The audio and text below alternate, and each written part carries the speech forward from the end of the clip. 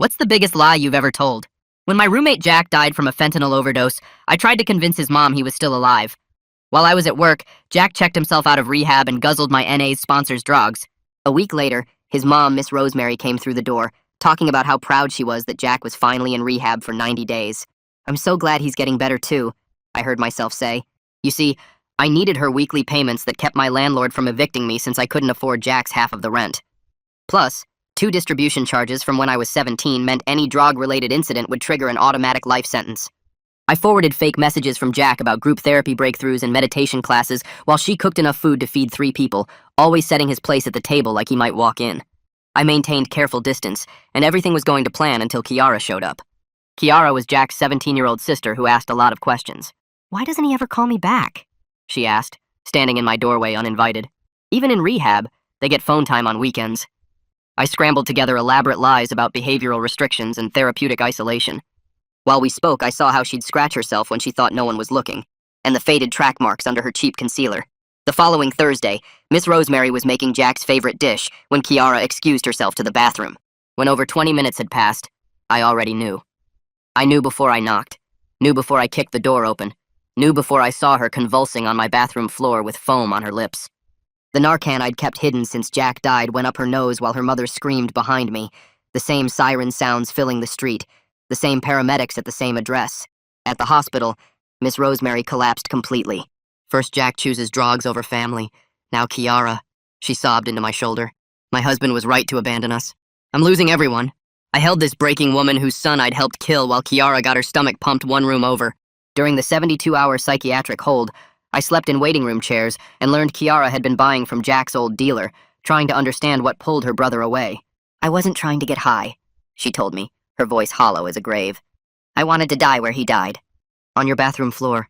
I thought maybe if I went the same way, I'd find him wherever he went. When I first started, I wanted to know what Jack thought was better than us," she continued. "But now I get it. It's not better. It's just easier than feeling empty." Something shifted after that. Miss Rosemary started coming daily, bringing food but really checking on me. We developed new routines where she cooked while Kiara did homework at my kitchen table, and I helped with calculus problems. The routine held for exactly 30 days before Miss Rosemary walked in carrying a ceramic urn. She set it down on my table between the salt and pepper shakers and said, "Enough is enough. I've known for 6 weeks. I found the death certificate when I was getting Kiara's insurance information.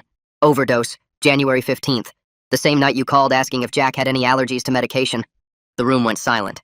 Kiara stared at the urn with a blank stare while I waited for Miss Rosemary to destroy me with the truth. Instead, she unpacked containers from her bag like nothing changed. "You think I don't recognize guilt?" she said. "The way you can't eat my cooking without looking sick? How you say Jack's name like it hurts your mouth? 3 months of Thursdays, and you've never once asked me for anything except recipes. Miss Rosemary, Suddenly, she lunged at me for a hug while tears streamed down her face. "You called the ambulance. Dealers run. They don't call ambulances.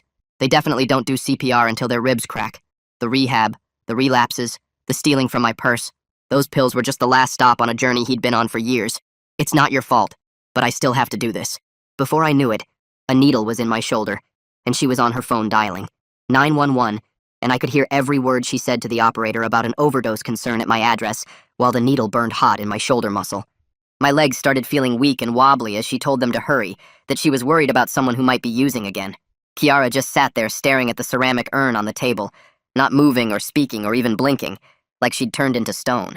The burning spread down my arm and I grabbed the counter to keep from falling, while Miss Rosemary stayed on the phone giving them details about the apartment number and which buzzer to press. Within minutes, those same sirens filled the street again, and I realized this was the 3rd time paramedics had come to this apartment in 4 months. The same crew from Kiara's overdose walked through my door, and the tall one actually shook his head when he saw me standing there. Miss Rosemary rushed over to them and started explaining that she gave me something to make sure I'd be okay, that she panicked when she thought about what happened to Jack. The paramedics moved fast, checking my pulse and blood pressure while asking what exactly she injected me with. She pulled an empty vial from her purse and showed them the label for vitamin B12, saying she read online it could help with withdrawal symptoms if someone was using again. My heart was racing so hard I could feel it in my throat, but they said the vitamin was harmless, just my adrenaline spiking from fear and surprise. 2 police officers showed up next for what they called a welfare check, taking notes about the injection and looking at the urn sitting between the salt and pepper shakers. Miss Rosemary told them calmly that her son died of an overdose, and she was worried about me because I'd been acting strange lately. The older officer introduced himself as Detective Porter Childress and said he'd need to speak with everyone separately about what happened here tonight.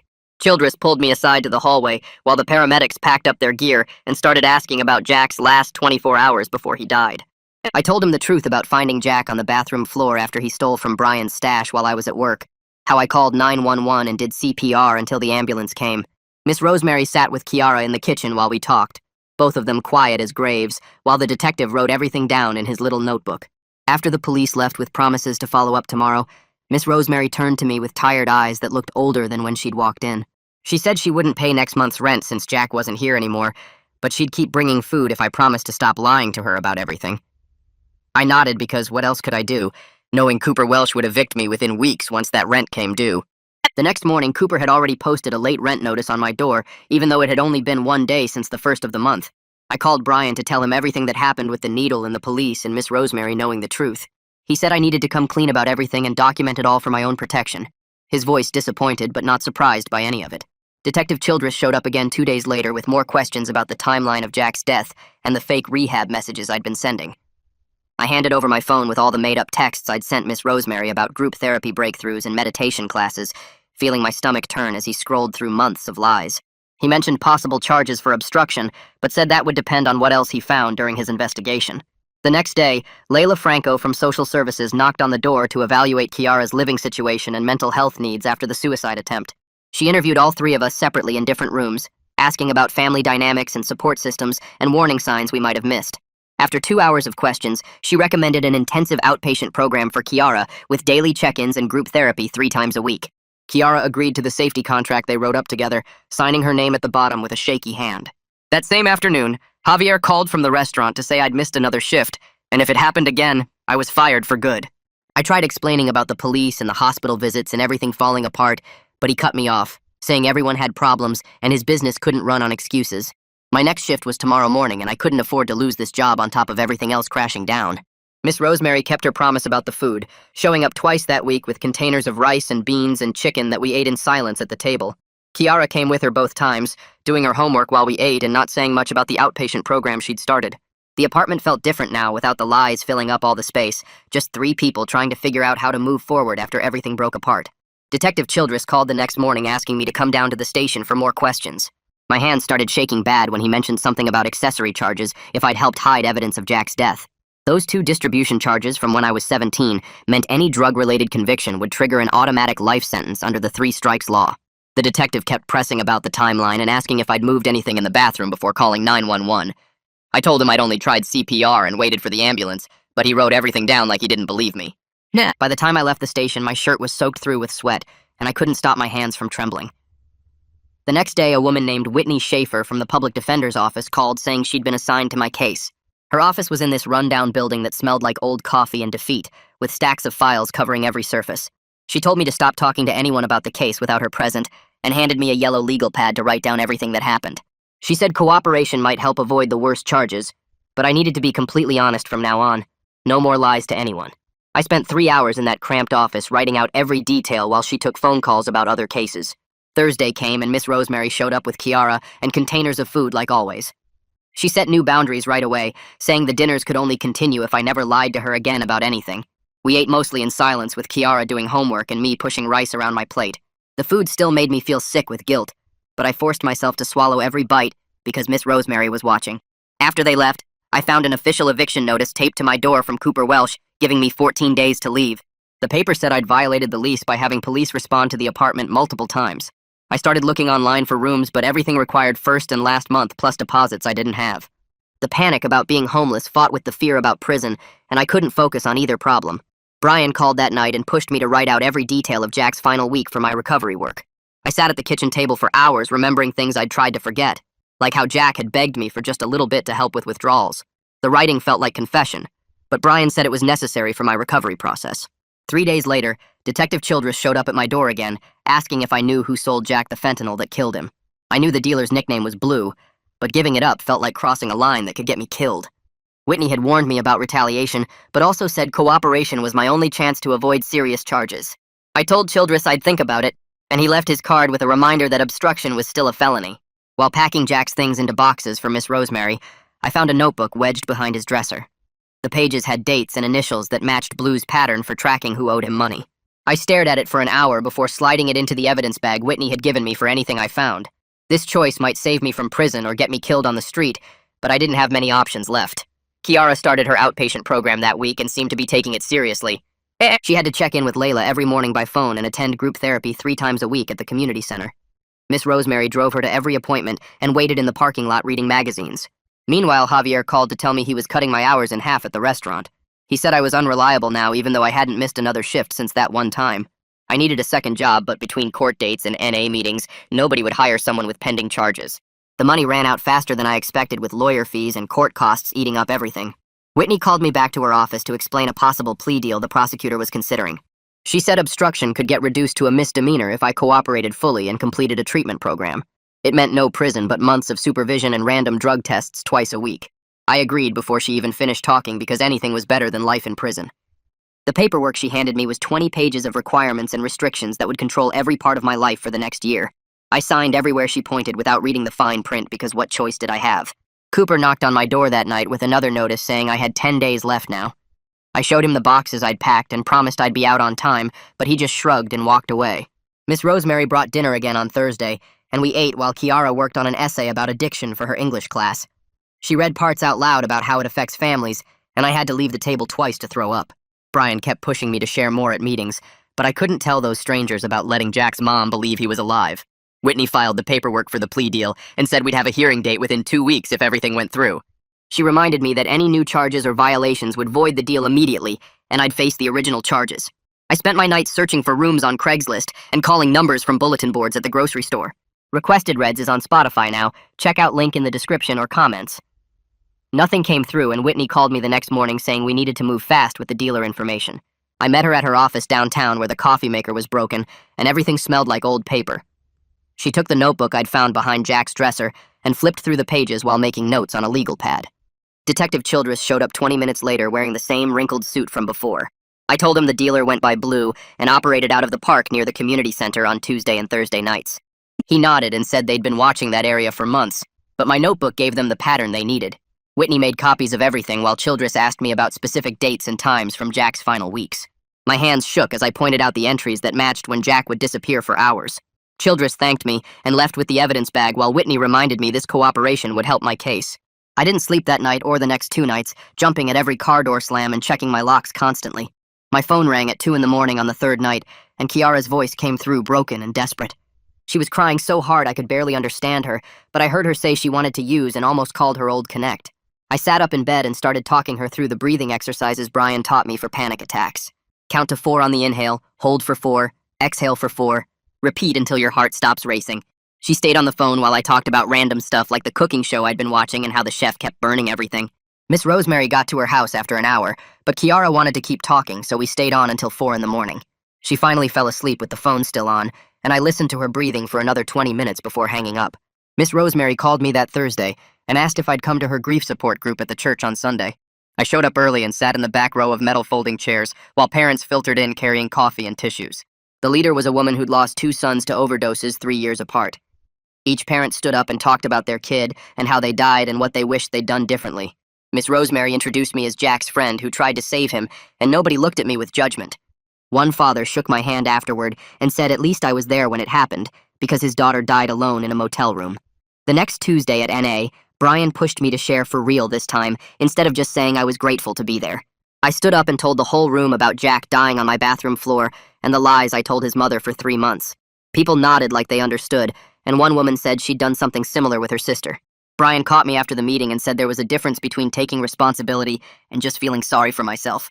He made me write down specific actions I was taking to make amends versus just feeling guilty about everything. The preliminary hearing date came 2 weeks later, and Whitney met me outside the courthouse at 7 in the morning. The prosecutor was a tired-looking woman who seemed more interested in the dealer than in destroying my life. She mentioned my cooperation and the fact that I'd saved Kiara's life as positive factors in considering the plea deal. Whitney squeezed my shoulder when we left court and said things were looking better than expected. Detective Childress called Whitney's office the next day to confirm they'd arrested Blue on multiple trafficking charges that had nothing to do with Jack. My information would support their case, but I wouldn't have to testify in open court since they had enough other evidence. The relief hit me so hard my knees actually buckled, and I had to sit on the courthouse steps for 10 minutes. Miss Rosemary came over that weekend to help me pack Jack's things since I had to be out soon. Each item turned into a small conversation about memories or habits or inside jokes only she would understand. She wanted his winter jacket because it still smelled like him, and asked for some books he'd loved as a kid. Kiara asked for his guitar, even though he never learned more than 3 chords, and always quit after 10 minutes of practice. We divided everything without any arguments, and I kept one photo of us from better times. The court paperwork arrived 3 days later in a thick manila envelope that Whitney had warned me about. 6 months of mandatory treatment at an approved facility, random drug testing twice a week at my expense, 200 hours of community service, and weekly verification of NA attendance. The list went on for 3 pages of requirements and restrictions that would control every part of my life. Whitney said it was still better than prison, and I signed everywhere she marked with yellow tabs. Miss Rosemary brought me to Kiara's family therapy session that week, where I mostly sat quietly and listened. The therapist was a soft-spoken man who talked about how addiction affects family systems and creates patterns of enabling and codependency. Kiara mentioned feeling less empty lately, but still having bad days where she wanted to disappear. Her mom held her hand the whole time, and I noticed they'd both stopped wearing long sleeves to hide their arms.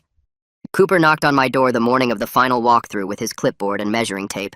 I'd cleaned everything, including inside the oven and under the refrigerator where years of dirt had built up. The bathroom door I'd kicked in to save Kiara had been replaced with my last paycheck from the restaurant. He walked through each room making notes and checking for damage while I followed behind, pointing out the repairs I'd made.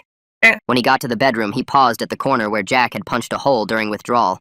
I'd patched and painted it myself, watching videos on my phone. Cooper actually looked impressed and said he'd return half my deposit, which was $500 more than I expected to ever see again. That night, I sat at my kitchen table with a blank piece of paper and started writing a letter to Jack that I'd never send.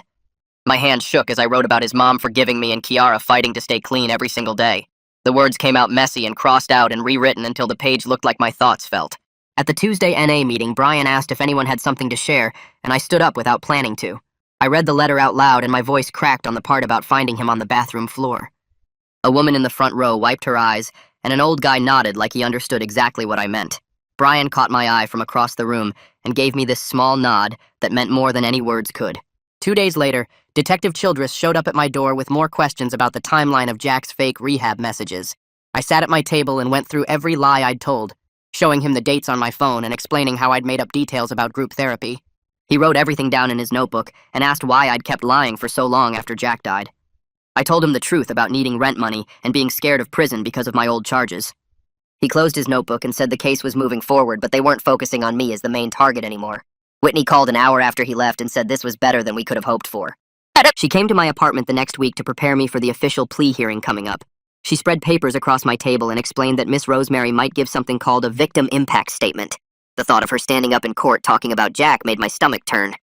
Whitney must have seen my face because she said Miss Rosemary had already told her she'd be fair, not vengeful. I asked what fair meant, and Whitney said it meant telling the truth without trying to destroy me. That Thursday at Kiara's therapy session, she mentioned the bathroom at my apartment gave her panic attacks now. She couldn't even walk past it without her heart racing and her hands getting sweaty. Miss Rosemary looked at the urn still sitting on my counter and suggested we scatter Jack's ashes somewhere peaceful. Kiara said maybe by the river where he used to fish when they were kids. We started planning something small with just the 3 of us, no big ceremony or speeches. 3 days before my court date, I went to Cooper's office to turn in my apartment keys early. He seemed surprised when I handed them over and said most people wait until the last possible minute. I told him I wanted the court to see I was taking responsibility for everything. The empty keychain in my pocket felt weird, like I'd lost something important but also gotten free from it.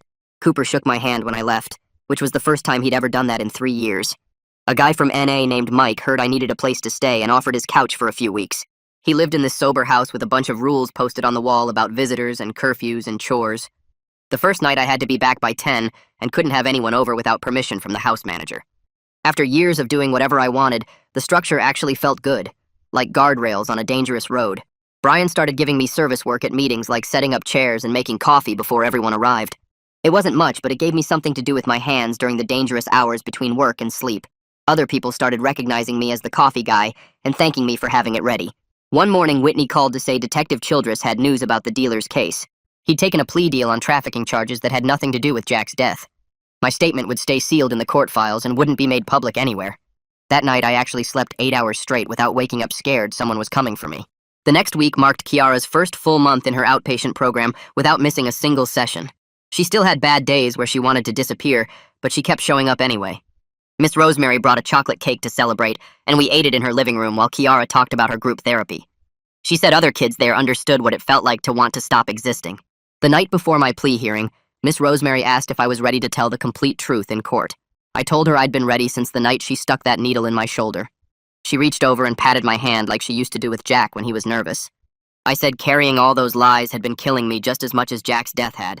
She nodded and said the truth might hurt, but lies would destroy us all eventually. The next morning, I put on my only clean button-up shirt and rode the bus to the courthouse with my hands shaking the whole way. Whitney met me outside, and we went through security together before finding the right courtroom on the 3rd floor. The room was smaller than I expected, with wood panels on the walls and rows of benches like church pews behind a low barrier. Miss Rosemary and Kiara sat in the 2nd row, and both nodded when I looked back at them. The judge came in, and everyone stood up while my legs felt like water underneath me. Whitney had explained everything beforehand, but hearing the prosecutor read the charges out loud made my stomach turn inside out. When the judge asked how I pleaded, my voice cracked, saying guilty to misdemeanor obstruction of justice. He looked through papers on his desk and asked about my cooperation with the investigation, and Whitney stood up to explain everything I'd done to help. The prosecutor mentioned my lack of prior violent crimes and recommended the diversion program we'd already discussed. The judge said he'd approve the agreement but wanted to hear from the victim's family first if they wished to speak. Miss Rosemary stood up slowly and walked to the podium at the front of the room. She told the judge I'd tried to save both her children, even while drowning in my own guilt from Jack's death. Her voice stayed steady when she said punishment should include rehabilitation and not just suffering because that wouldn't bring Jack back. She looked right at me and said she believed I could become someone worth saving if given the chance. The judge thanked her and then started listing all the requirements I'd have to complete. 6 months of verified treatment with random drug testing twice weekly and 200 hours of community service to be completed at the county hospital. He said I'd be working in the emergency department, specifically stocking Narcan and comfort supplies for overdose victims and their families. The irony made my chest tight, but it felt like the right kind of punishment for what I'd let happen. My first shift would start the following week, and any missed hours would violate the agreement.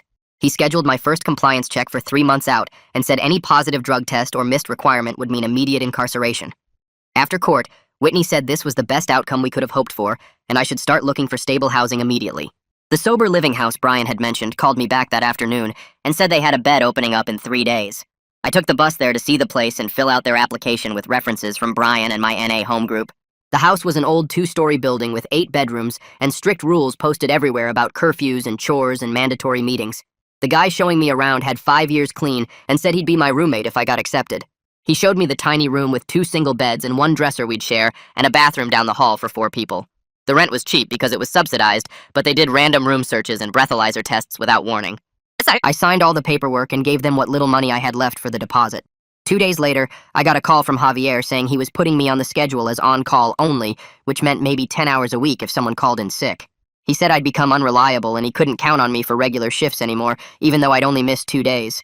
I thanked him for not firing me completely and started looking for second work immediately. The all-night diner down the street from the sober house had a help wanted sign, and I walked in to apply. The manager barely looked at me when he asked if I had a record, and when I said yes, he just shrugged and said the dishwashing shift started at midnight. The pay was minimum wage, but they'd give me 5 nights a week and didn't care about my court dates as long as I showed up on time. I took it without negotiating and started that same night washing endless stacks of plates and coffee cups until 8 in the morning. My hands turned raw from the hot water and industrial soap, but the work kept my mind busy during the dangerous overnight hours when I used to get high. After 2 weeks of this schedule, Kiara called and invited me to her school meeting about making up the credits she'd missed during her crisis. I sat in the counselor's office while Kiara explained her plan to graduate on time by taking summer classes and online courses. She'd mapped out every assignment and test she needed to complete, and watching her advocate for herself showed me how far she'd come from that bathroom floor. The counselor agreed to her plan, and I signed as her support person for accountability check-ins. That same week, Miss Rosemary told me she'd joined a grief support group specifically for parents who'd lost children to overdoses. She started going alone on Tuesday nights and said it helped to hear other people's stories of guilt and anger and confusion. She reduced the food drop-offs to once a week and only cooked for special occasions now instead of trying to feed me constantly.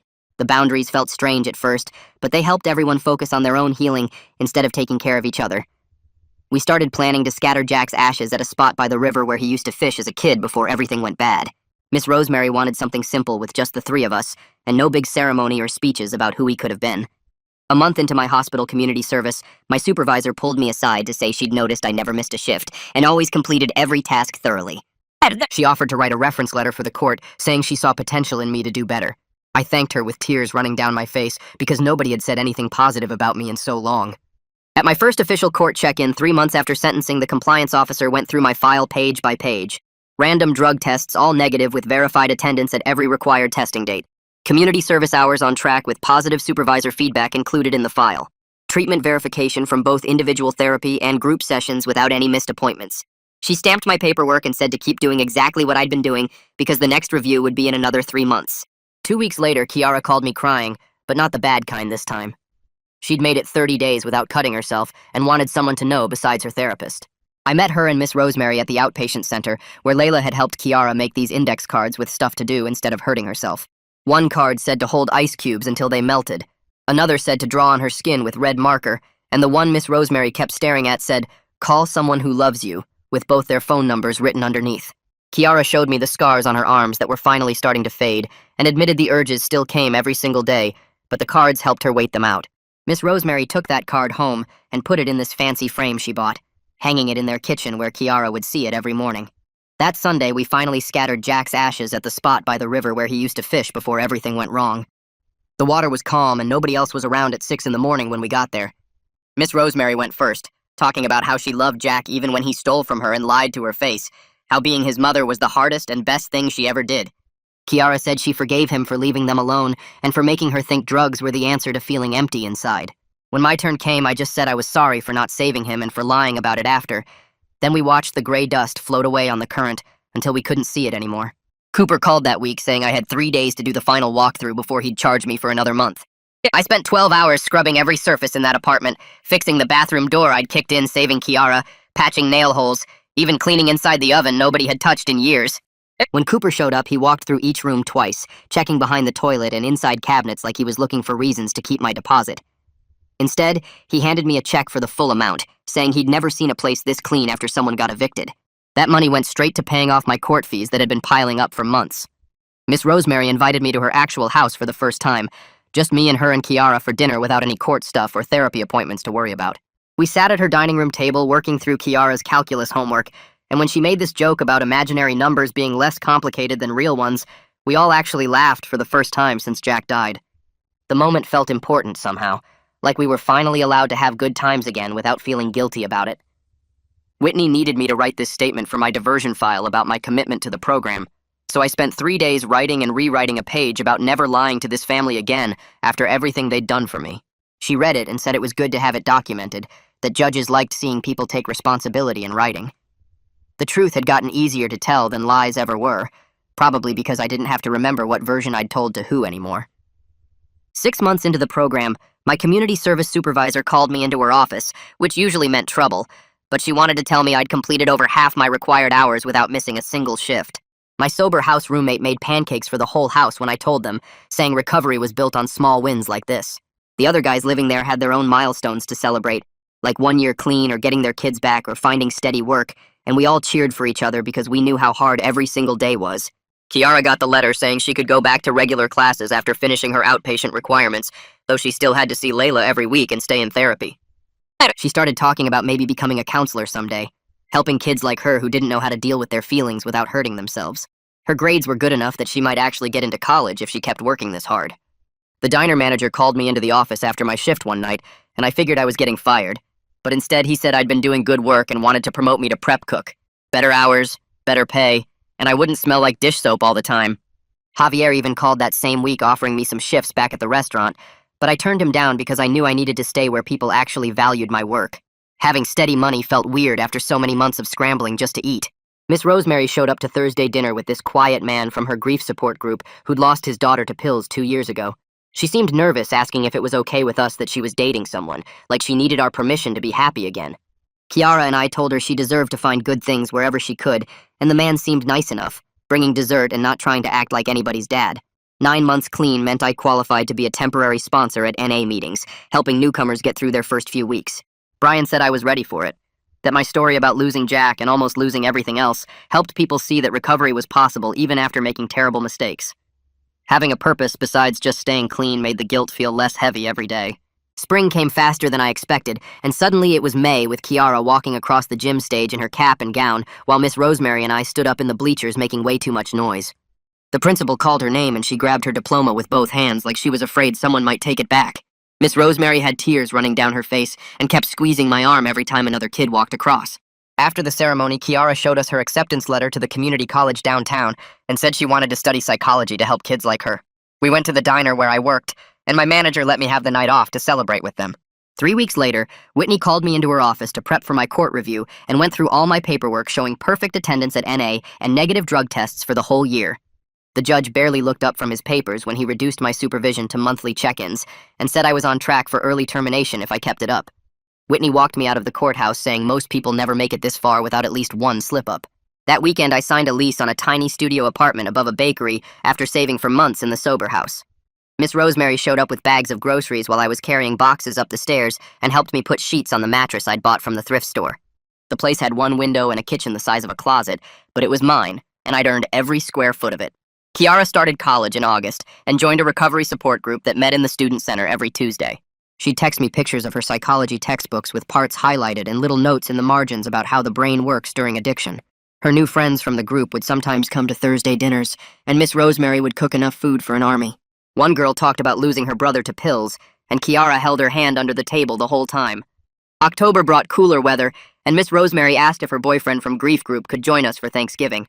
The man showed up carrying 2 pies and shook my hand without trying to act like he knew me better than he did. We ate turkey and stuffing at Miss Rosemary's dining room table, with Jack's chair still there, but pushed against the wall now. The boyfriend didn't try to fill the silence when we got quiet thinking about who was missing. 2 weeks before Christmas, I stood in front of the judge for what Whitney said would be my last court appearance. He read through a stack of papers about my community service hours and clean drug tests and the letters from my NA sponsor and work supervisor. The prosecutor didn't object when he granted early termination of supervision and said my charges would be eligible for expungement if I stayed clean for 2 more years. Whitney actually hugged me on the courthouse steps and said she'd never seen someone work so hard to turn things around. The diner promoted me to line cook right after New Year's, and I started taking culinary classes at the vocational school 3 nights a week. My instructor was this old guy who'd run kitchens for 30 years, and he showed me how to hold a knife properly and season food by smell. He watched me prep vegetables for 20 minutes one night and said I had good hands for kitchen work if I kept practicing. The other students were mostly kids right out of high school, but they didn't treat me different even though I was older. March rolled around and Kiara had to give a presentation for her addiction and recovery class about family systems. She'd been working on it for weeks, interviewing me and her mom about how Jack's death changed everything and how we'd all found different ways to heal. The morning of her presentation, she texted me that she was nervous but ready. That afternoon, Miss Rosemary sent me a photo of Kiara standing in front of her class, holding up a paper with a big A+ written in red pen at the top. They were both smiling real smiles, not the fake ones we used to do when we were pretending everything was fine. I texted back that I'd bring dessert for dinner on Thursday, and I meant it because I'd been practicing this chocolate cake recipe from culinary class for 2 weeks. The instructor said presentation matters as much as taste, so I'd even bought one of those fancy cake carriers to bring it over in. Thursday came, and I walked into Miss Rosemary's house carrying that cake like it was made of gold while Kiara laughed at how careful I was being with it. Well, folks, that's gonna wrap it up for today. Hope you had fun just wondering about stuff with me for a bit. Until we cross paths again, if you made it to the end, drop a comment. I love reading all your comments.